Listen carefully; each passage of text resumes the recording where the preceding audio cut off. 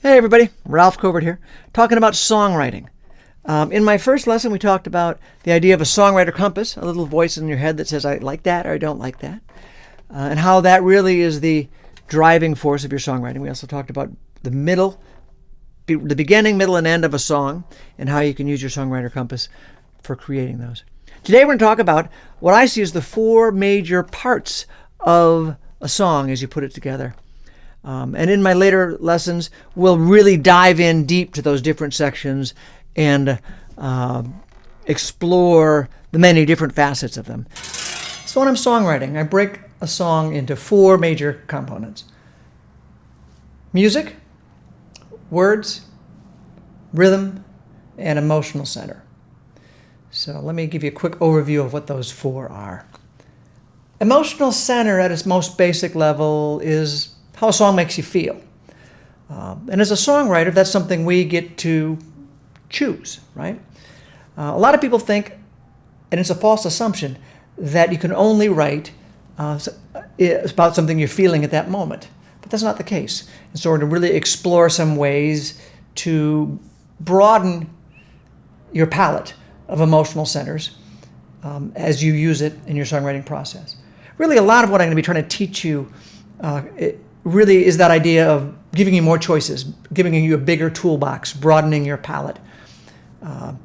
In music, for instance, I think of music kind of in a melody is kind of a linear thing, right?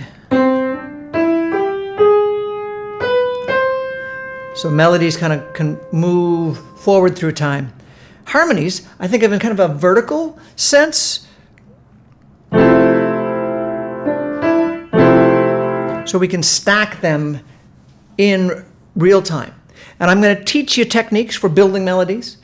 Going to teach you how to stack and build chords and how to combine melody and chords together, how they intersect. Now, some of that's going to involve some traditional music theory.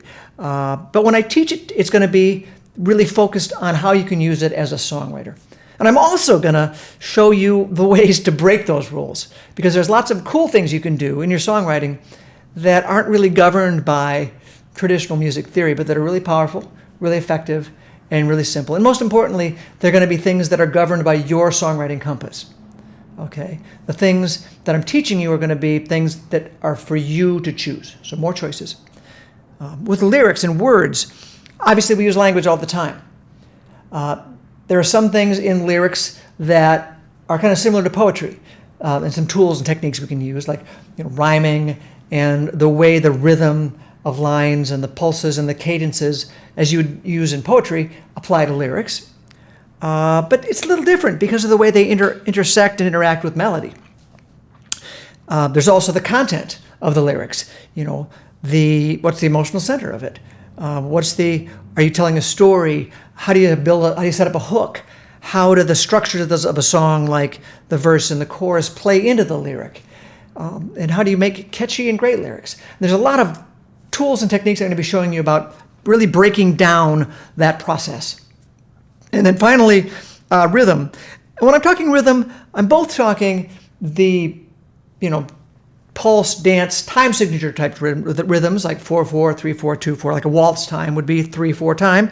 Waltz 4 would be 3 beats per measure. 1, 2, 3, 1, 2, 3. So we'll look into how that all works. But when I'm saying rhythm, there's also the rhythm and structure of the whole song. I think of rhythm both in that micro level, all the way through to its biggest piece within the construct of that song as a whole. And then the different components also are not completely discrete. There's a rhythm to the music and harmony, what I call harmonic rhythm, and we'll look at how that evolves. And emotional center touches, as you might imagine, all the other three elements. They intersect. So we're going to look at the ways that they build off each other as you learn to create and write songs that serve your songwriter compass. So words, music, rhythm, emotional center, lots of tools, lots of exciting stuff to go over. And I'm looking forward to it. Thanks for watching. And stick around. A whole lot more exciting stuff to come. Next lesson, we're going to talk about, I've got a very specific method of using cassette tapes. I call my 3-tape method. And it is, I've found it to be a very powerful way to get past, to empower you as a songwriter, to not be easily stalled, but to always be empowered to write. So stick around, watch that, and we'll see you soon. Thanks so much. Maybe we don't belong together. I won't tell if you won't worry. There's time enough.